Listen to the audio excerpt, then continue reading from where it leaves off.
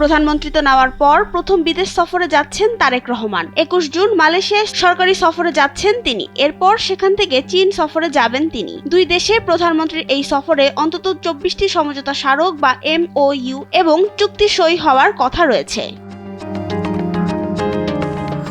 মালয়েশিয়ার সফরে সেখানকার শ্রমবাজার দেশের জন্য আবার চালু করাই উদ্দেশ্য থাকবে বলে জানিয়েছে পররাষ্ট্র মন্ত্রণালয় এবং প্রবাসী কল্যাণ ও বৈদেশিক কর্মসংস্থান মন্ত্রণালয়। এর পাশাপাশি প্রবাসী শ্রমিকদের কল্যাণ, শিক্ষা সহযোগিতা এবং বাণিজ্য ও বিনিয়োগ বৃদ্ধির বিষয়গুলোকে প্রাধান্য দিচ্ছে ঢাকা। এছাড়া প্রধানমন্ত্রীর এই সফরে বাণিজ্য, বিনিয়োগ, জ্বালানি সহযোগিতা, সেমিকন্ডাক্টর শিল্প, কৃষি, হালাল খাদ্য, সুনীল অর্থনীতি ও রোহিঙ্গা সংকট নিয়ে আলোচনা হতে পারে। বাংলাদেশ ও মালয়েশিয়ার মধ্যে দুটি সমঝোতা স্মারক এবং দুটি নোট অফ এক্সচেঞ্জ সই হতে পারে।